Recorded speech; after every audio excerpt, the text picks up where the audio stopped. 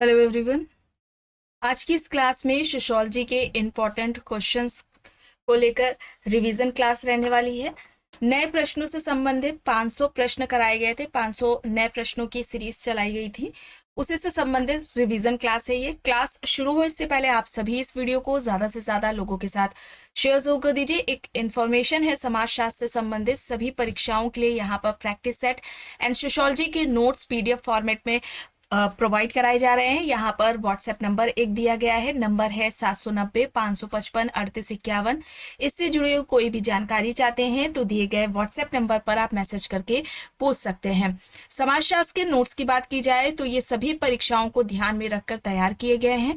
Higher exam जो कि आपका अप्रैल में होने वाला है, उसके फर्स्ट पेपर जीएस के प्रैक्टिस सेट की बात की जाए तो इस प्रैक्टिस सेट में आपको प्रश्नों की संख्या 1000 से ज्यादा देखने को मिलेगी, जिसका प्राइस पहले 199 था, जिसे कम करके 149 कर दिया गया है।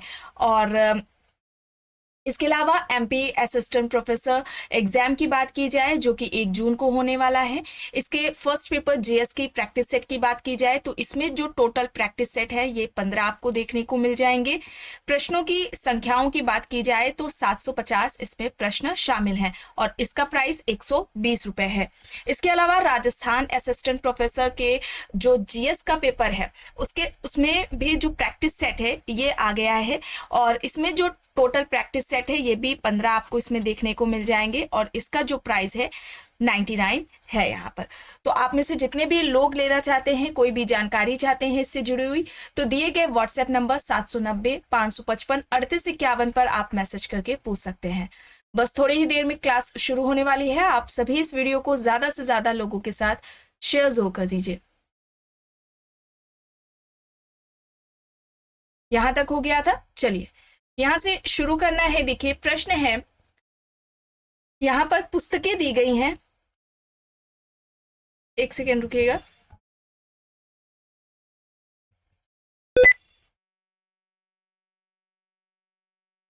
एक सेकेंड।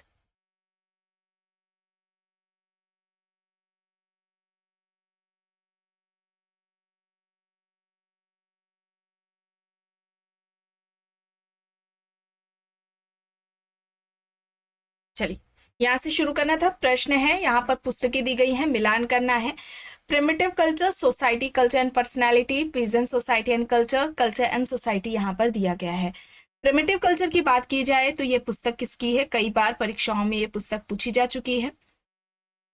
यहाँ पर प्रिमिटिव कल्चर किसकी हो जाएगी पुस्तक, टाइलर की हो जाएगी। ए का फोर्थ हो जाएगा, तो यहाँ पर देखिए ए का फोर्थ यहाँ है, विकल्प डी यहाँ पर सही होगा। सोसाइटी कल्चर एंड पर्सनैलिटी की बात की जाए तो ये सोरोकिन की पुस्तक है। पीजेंट सोसाइटी एंड कल्चर की बात की जाए तो ये रॉबर्ट रेडफील्ड की है और culture and society Merrill and Aldrich की हो जाएगी। मैरिल एंड एल्ड्रिच के द्वारा लिखी गई है कल्चर एंड सोसाइटी। यहाँ पर विकल्प डी हो जाएगा इस प्रश्न का सही आंसर। प्रश्न है, निम्न में से किसने साक्षात्कार को 2 भागों में विभाजित किया है, औपचारिक साक्षात्कार तथा अनौपचारिक साक्षात्कार। यहाँ पर विकल्प में रिवर्स है, मोन्जर है, पीवी यंग है, गुड एंड हॉट यहाँ पर दिया गया है। साक्षात्कार को 2 भागों में औपचारिक साक्षात्कार तथा अनौपचारिक साक्षात्कार में किसने विभाजित किया है, ये विभाजन किसके द्वारा किया गया है, मोन्जर के द्वारा किया गया है। यहाँ पर विकल्प बी हो जाएगा सही, ठीक है, विकल्प बी यहाँ पर सही है। प्रश्न है, बेरोजगारी श्रम की वह दशा है जिसमें श्रम शक्ति की पूर्ति कार्य करने के स्थानों की संख्या से अधिक होती है, किसने परिभाषित किया। Elliott and Merrill, Karl Pribram, R K. Merton, I C. Brown यहाँ पर विकल्प है। बेरोजगारी श्रम की वह दशा है जिसमें श्रम शक्ति की पूर्ति कार्य करने के स्थानों की संख्या से अधिक होती है।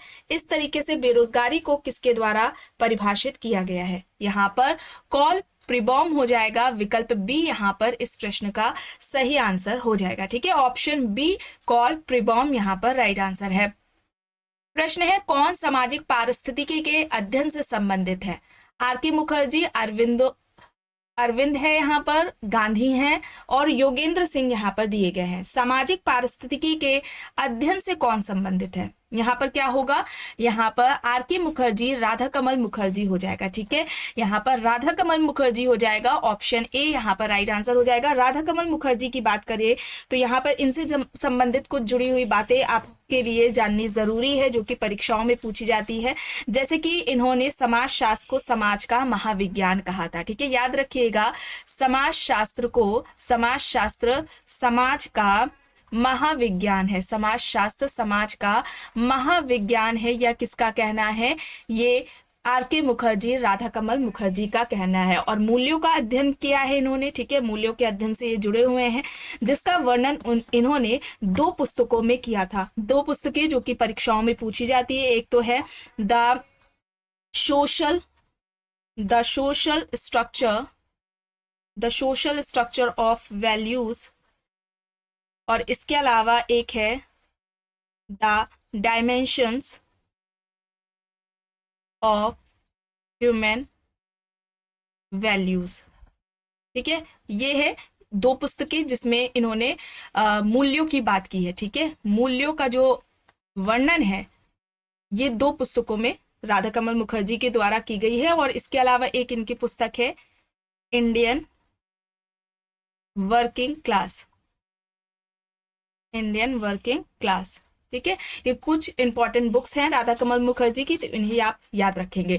2 पुस्तकें जो कि मूल्यों से संबंधित है, मूल्यों की बात राधा कमल मुखर्जी ने the social structure of values, and second book है the dimensions of human values में मूल्यों की बात की है। इसे याद रखिएगा, समाज शास्त्र को समाज का महाविज्ञान राधा कमल मुखर्जी ने कहा है। ठीक है, तो यहाँ पर ऑप्शन ए हो जाएगा सही। आगे देखते हैं प्रश्न है, किसने जनजाति को समान संस्कृति वाले जन समूह के रूप में परिभाषित किया है? Malinowski, Kroeber, R Brown, Ruth Benedict यहाँ पर विकल्प है। जनजाति को समान संस्कृति वाले जन समूह के रूप में किसने परिभाषित किया है? यहाँ पर इस प्रश्न का सही आंसर क्या हो जाएगा? जनजाति समान संस्कृति वाले जन समूह के रूप में जनजाति को किसने परिभाषित किया है? सही आंसर क्या होगा? क्रोबर यहाँ पर ऑप्शन बी यहाँ पर राइट आंसर हो जाएगा। अब जनजातियों को विभिन्न विद्वानों के द्वारा अलग अलग नामों से संबोधित किया गया है, अलग अलग नामों से पुकारा गया है। जैसे कि वेरियर एल्विन है। ठीक है, वेरियर एल्विन के द्वारा वेरियर एल्विन ने जनजाति को क्या कहा था? वनवासी कहा था। याद रखिएगा, इस तरीके से पूछा जाता है। जनजाति को वेरियर एल्विन ने क्या कहा था? वनवासी कहा था। घुरिये ने क्या कहा था जनजाति को? ये तो कई बार परीक्षाओं में पूछा गया है, पिछड़े हिंदू। ठीक है, पिछड़े हिंदू कहा है जनजाति को, घुरिये ने पिछड़े हिंदू कहा है। इसके अलावा हट्टन की बात की जाए, हट्टन से संबंधित भी प्रश्न पूछा जा चुका है। हट्टन ने जनजातियों को आदिम जाति कहा था। ठीक है, क्या कहा था? आदिम जनजाति कहा था। यहाँ पर क्रोबर होगा, क्रोबर ने जनजाति को समान संस्कृति वाले जन समूह के रूप में परिभाषित किया है। वेरियर एल्विन ने जनजाति को वनवासी कहा है, घुरिये ने पिछड़े हिंदू कहा है, हट्टन ने जनजाति को आदिम जाति कहकर पुकारा है। ठीक है, इसे आप याद रखेंगे। आगे देखते हैं प्रश्न है, कई जाति को पूर्वजन्मी कहा जाता है क्योंकि केवल उनको ही इस धर्म क्रिया अनुभव करने का अधिकार है। संस्कार, उपनयन, अग्रहणम, प्रथा यहाँ पर विकल्प दिया गया है। कई जाति को पूर्वजन्मी कहा जाता है क्योंकि केवल उनको ही इस धर्म क्रिया अनुभव करने का अधिकार था। क्या होगा यहाँ पर? इस प्रश्न का यहाँ पर सही आंसर क्या होगा? उपनयन। ठीक है, उपनयन होगा, विकल्प बी यहाँ पर राइट आंसर हो जाएगा। प्रश्न है, ऋग्वेद के किस भाग में केवल 4 जातियों का, जिन्हें वर्ण कहते हैं, उल्लेख किया गया है? पुरुष सूक्त, श्रुति, वैशाख, मीमांस यहाँ पर विकल्प है। ऋग्वेद के किस भाग में केवल 4 जातियों का, जिन्हें हम वर्ण कहते हैं, इसमें उल्लेख किया गया है? किसमें उल्लेख किया गया है 4 जातियों का जिन्हें हम वर्ण कहते हैं? पुरुष सूक्त में। ठीक है, पुरुष सूक्त में किया गया है, विकल्प ए यहाँ पर राइट आंसर हो जाएगा। प्रश्न है, धनुष और तीर धर्म क्रिया अभी भी इनमें से किसमें देखने को हमें मिलती है? टोडा जनजाति, कुडबी जनजाति, जेनुकुरबा जनजाति या फिर कादर जनजाति? धनुष और तीर धर्म क्रिया हमें अभी भी इनमें से किस जनजाति में देखने को मिलती है? किस जनजाति में? टोडा जनजाति में। और टोडा जनजाति पर जो अध्ययन है वो रिवर्स के द्वारा किया गया है। चलिए आगे देख लेते हैं। प्रश्न है तारवाड़ इनमें से किस जनजाति का परिवार है? नायर जनजाति, टोडा जनजाति, खासी जनजाति और भील जनजाति यहाँ पर विकल्प है। तारवाड़ इनमें से किस जनजाति का परिवार है? सही आंसर यहाँ पर हो जाएगा नायर जनजाति। नायर जनजाति ऑप्शन ए यहाँ पर राइट आंसर हो जाएगा। प्रश्न है कौन सी पुस्तक को समाज विज्ञान की बाइबल कहा जाता है? Mind and society, Folkways, sociological tradition, masters of sociology. समाज विज्ञान की बाइबल कहा जाता है, ये पूछा जा रहा है। यहां पर इस प्रश्न का सही आंसर क्या हो जाएगा? मास्टर्स ऑफ सोशोलॉजी, यहां पर विकल्प डी हो जाएगा। समाजवादियों की बाइबल किसे कहा जाता है अगर इस तरीके से पूछा जाए तो याद रखिएगा दास कैपिटल को, ठीक है, दास कैपिटल को कहा जाता है, ठीक है, दास कैपिटल को, ये पुस्तक है कार्ल मार्क्स की, इस पुस्तक को समाजवादियों की बाइबल कहा जाता है। यहां पर विकल्प डी है सही। प्रश्न है सामूहिक गढ़ की संकल्पना इनमें से किसने प्रस्तुत की? कॉन्सेप्ट किसका है सामूहिक गढ़ का? Henry Maine, Herbert Blumer, MacIver, Kroeber यहाँ पर विकल्प है। सामूहिक गढ़ की संकल्पना अवधारणा किसके द्वारा दी गई है?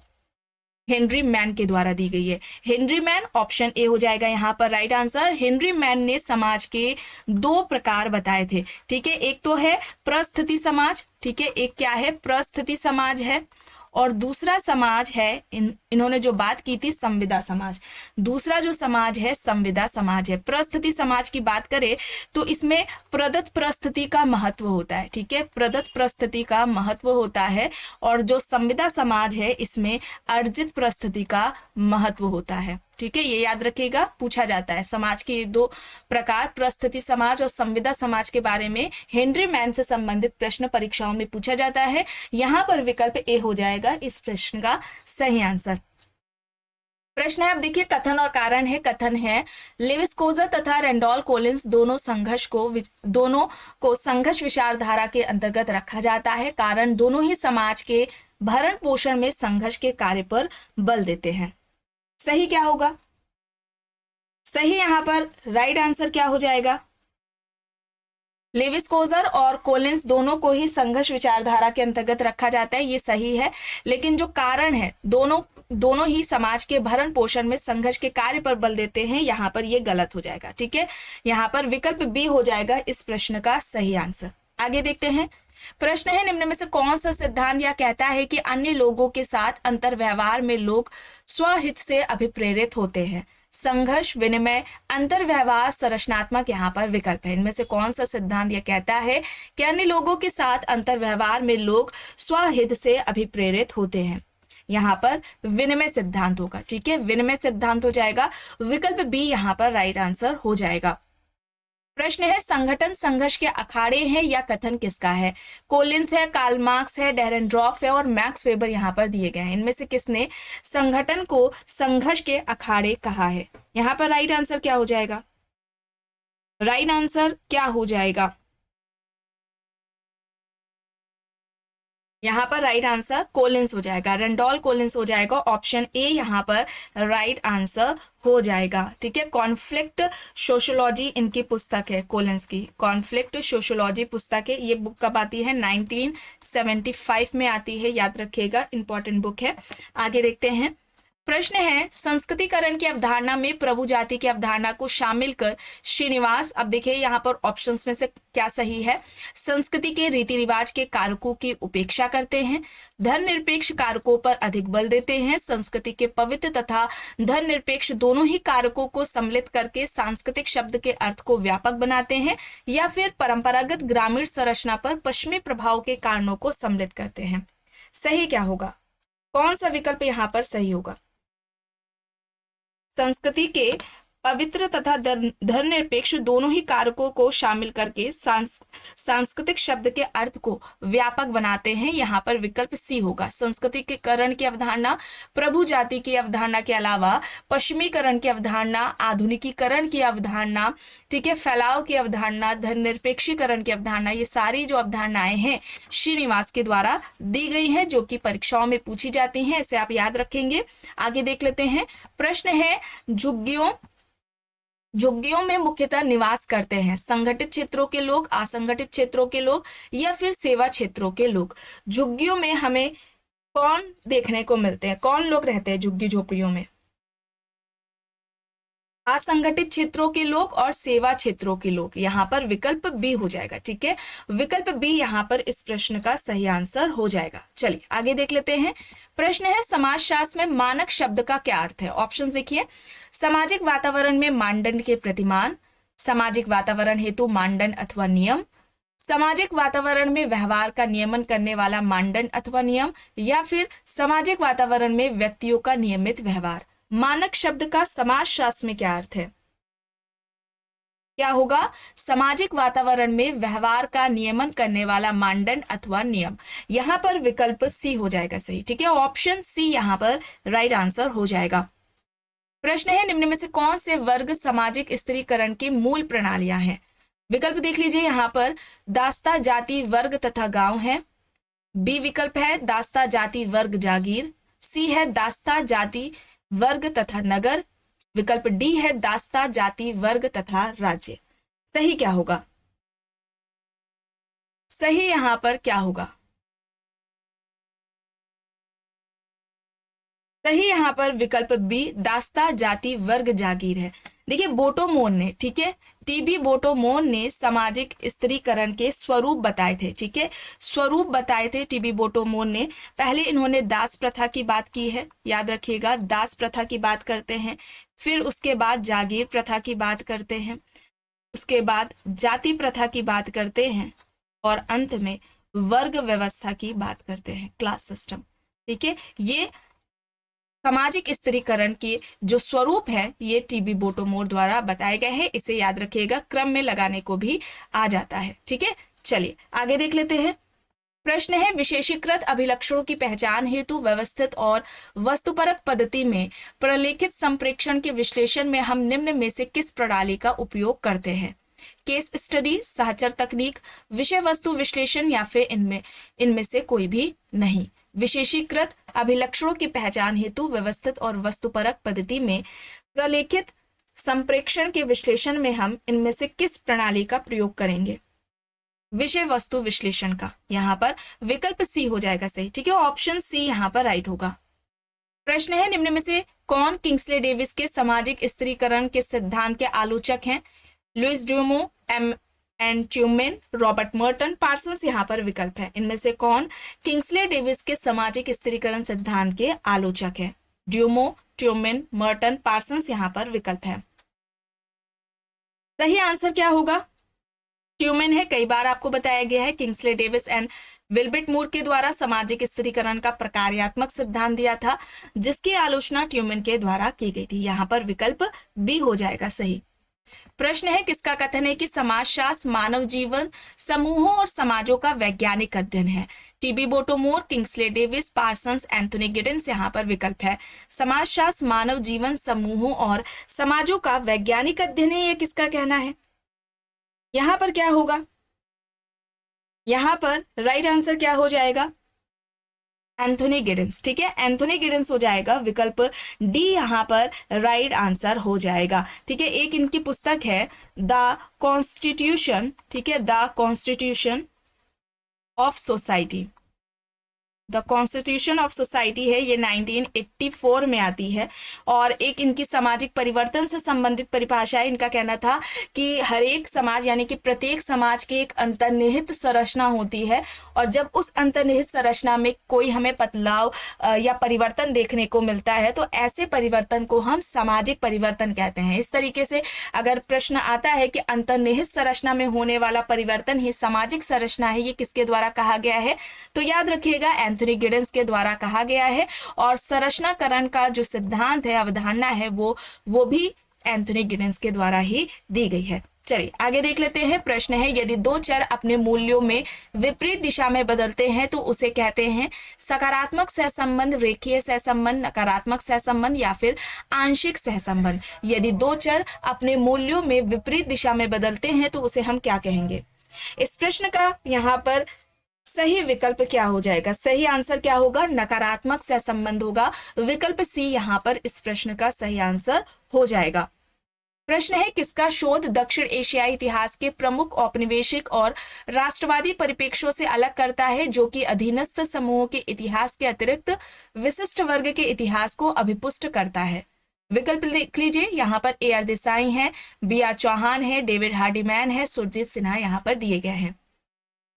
इनमें से किसका शोध दक्षिण एशियाई इतिहास के प्रमुख औपनिवेशिक और राष्ट्रवादी परिप्रेक्ष्यों से अलग करता है, जो कि अधीनस्थ समूह के इतिहास के अतिरिक्त विशिष्ट वर्ग के इतिहास को अभिपुष्ट करता है। यहाँ पर इस प्रश्न का सही आंसर क्या हो जाएगा? डेविड हार्डीमैन हो जाएगा। यहाँ पर विकल्प C हो जाएगा सही आंसर।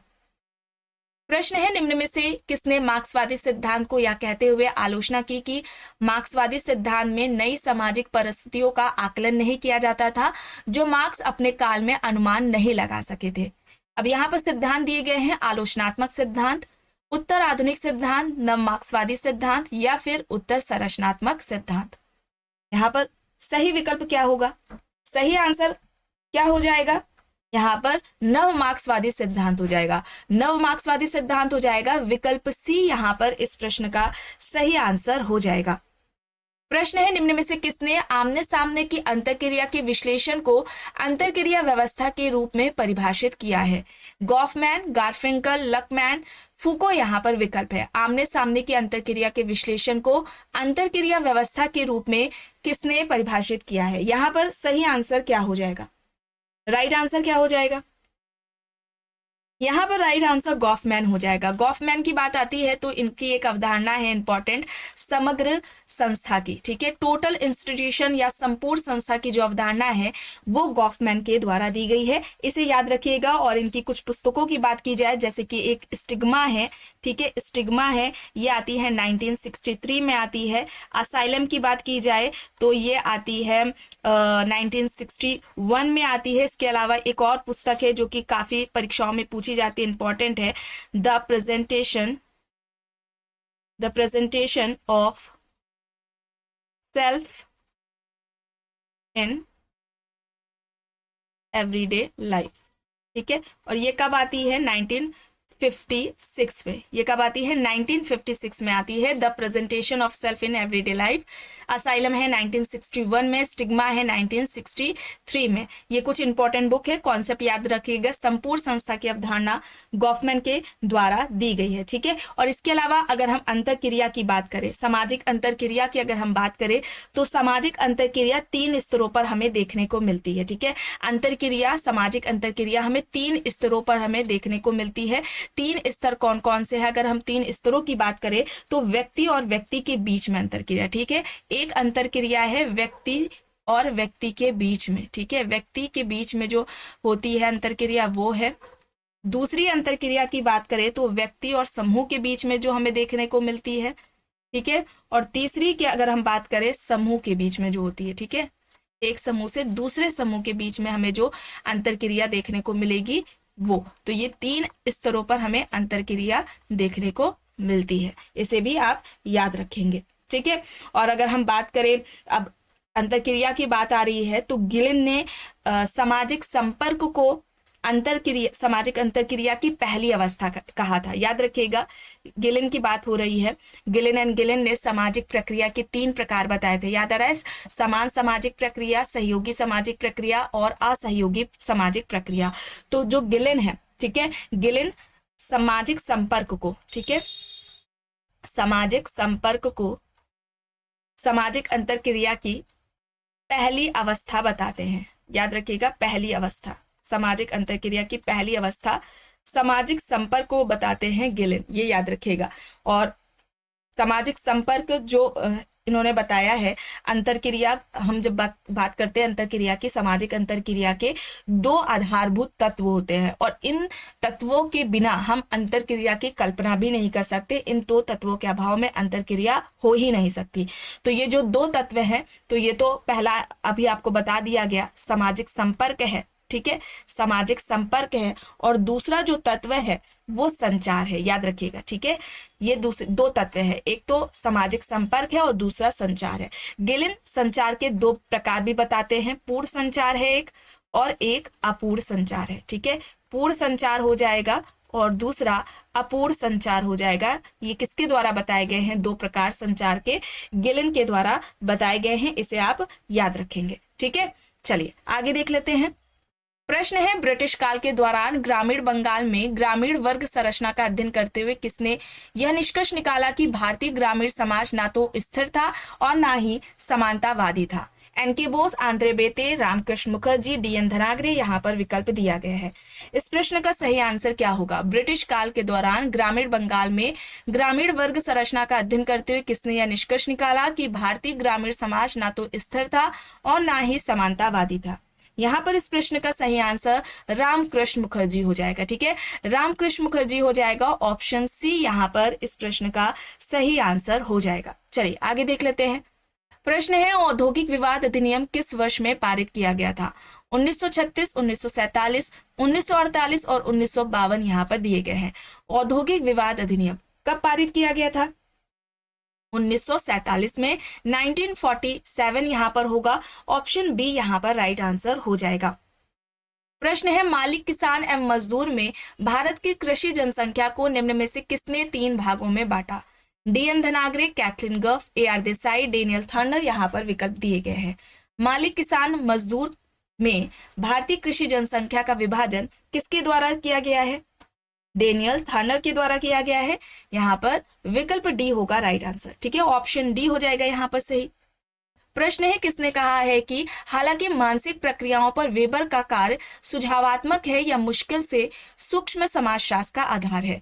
विकल्प देख लीजिए, एल्फ्रेड शुट्स, गारफिंकर एंड ग्लकमैन, पीटर एल्बर्जर यहाँ पर दिया गया है।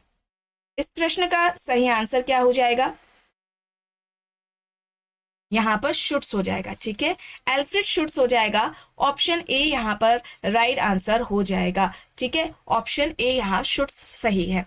आखिरी प्रश्न है, मीडिया संचार निम्न में से किसका अभिकरण है? असामाजिकरण का, द्वितीयक समाजीकरण का, पूर्वभाषी समाजीकरण का या फिर वयस्क समाजीकरण का? मीडिया संचार द्वितीयक समाजीकरण का अभिकरण है। यहाँ पर विकल्प बी हो जाएगा। ठीक है, ऑप्शन बी यहाँ पर इस प्रश्न का सही आंसर हो जाएगा। तो आज की इस क्लास में बस इतना ही। आई होप ये आपको पसंद आई होगी। अगर पसंद आई है तो प्लीज लाइक करिएगा, कमेंट करके जरूर बताइएगा। चैनल पर अगर आप नए हैं तो चैनल को भी जरूर सब्सक्राइब कर लीजिएगा एंड इस वीडियो को जितना हो सके ज्यादा से ज्यादा लोगों के साथ शेयर भी जरूर करिएगा।